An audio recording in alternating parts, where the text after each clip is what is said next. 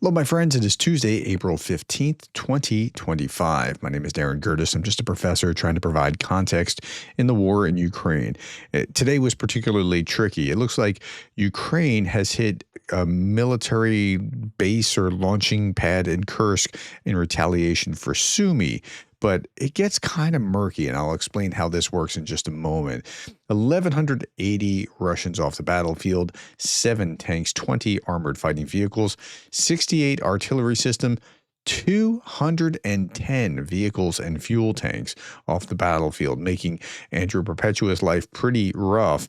He said he started the weekend with like 40 days of backlog, trying to catalog all the tanks and vehicles and things that have been hit. I did 19 days. Here are the days. And it's pretty balanced. It's about 1-to-1 when you look at it. But yeah. Okay. So when we're looking at that, let's go on to the next thing here, which is the Ukrainians dealing with Sumy. And okay. So Trump came out and said it was a mistake. It was a mistake. It was a horrible mistake. I want this to end. It would never have happened, that sort of thing. Okay. The Ukrainian official urged the FBI to probe Trump's advisors for Russian propaganda after Trump called a deadly Russian missile strike on Sumy a mistake. Like somebody's badly advising him. Like he's already kind of fundamentally seeing things wrong, but then somebody is steering that. It's like saying the 9/11 was just a mistake by Al-Qaeda. Okay, so yeah, it's not a mistake. The Russians intended to shoot a missile at Sumy. Actually, 2 missiles. It was double tap at Sumy. Now, why is the question? So this just adds to our confusion, but I have to give you the whole story. I'm trying to provide context. Justin Zelensky has dismissed the head of the Sumy Regional Military Administration, Artyuk. I don't know if I'm pronouncing that name right.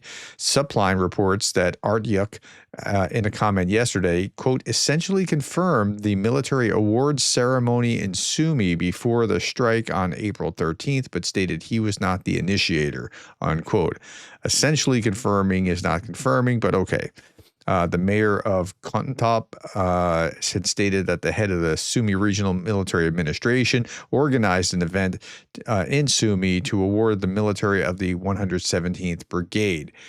Okay, so maybe that's what's going on, but then, okay.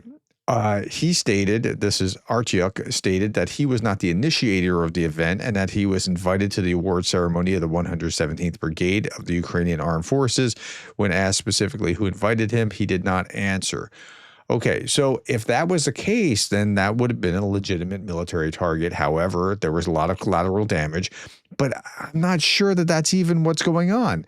The only place that I can confirm this is Russian-ish kind of news sources like this. This is a Russian source followed by Spetsnaz 007 and other Russian sources.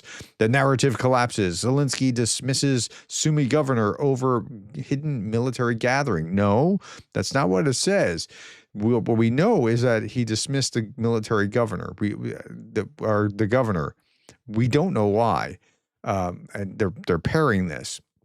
Sputnik Africa, another Russian source, is saying Ukraine Zelensky dismissed Volodymyr Artyuk, head of Sumy's military administration. Reports say Artyuk hinted online about military awards in Sumy before the Russian Iskander missiles struck, killing over 60 soldiers. Now, this is the thing I want to key in on. Other than that this is a Russian source, I want to key in on this killing over 60 soldiers.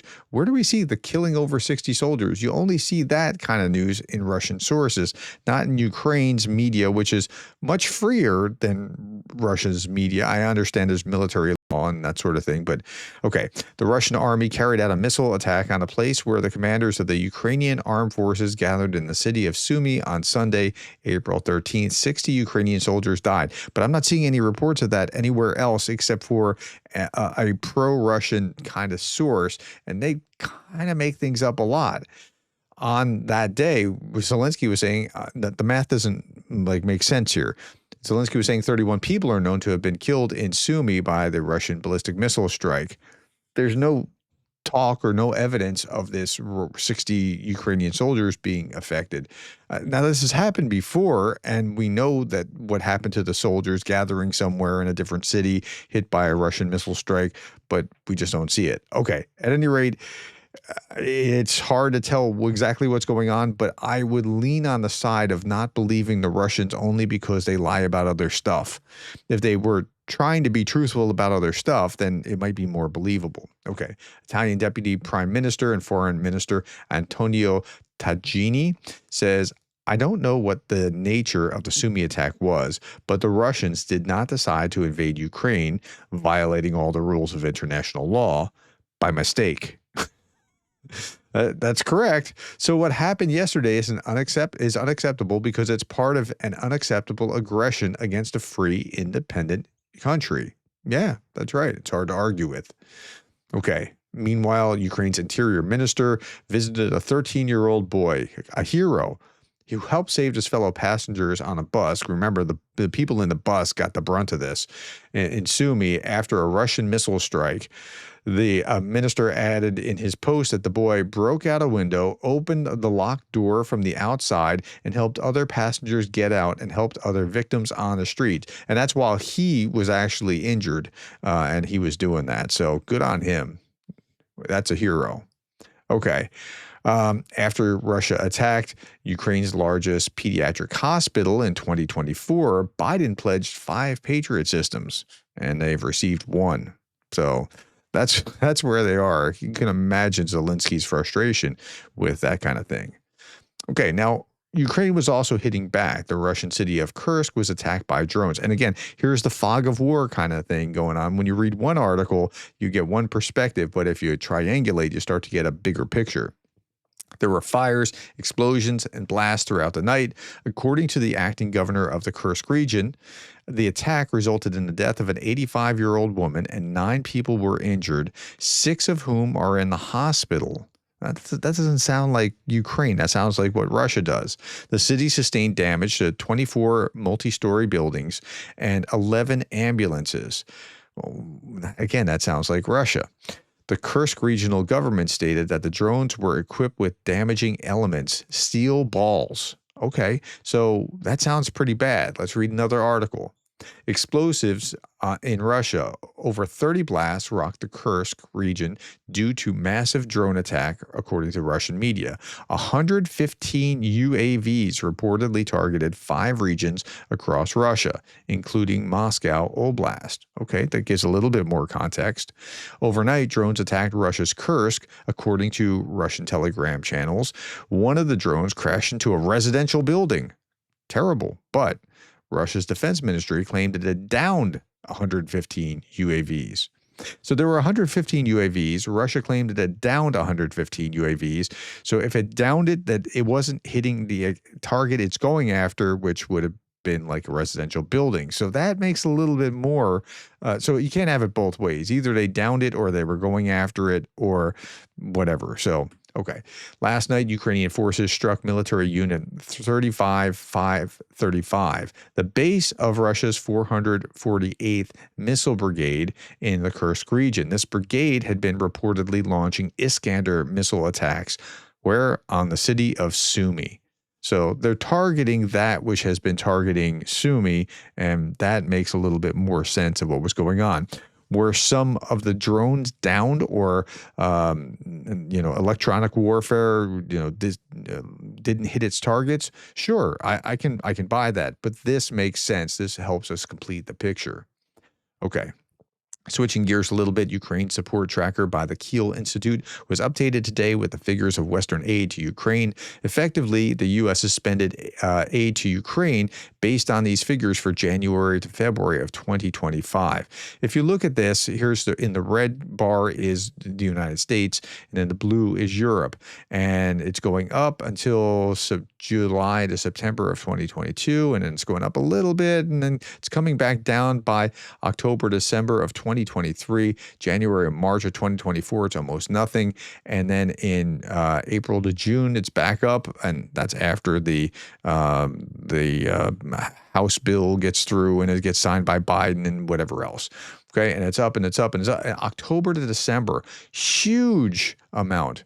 Why in that time? Well, because we kind of weren't given the aid before the election, and then after November, what was it, November 6th, something like that.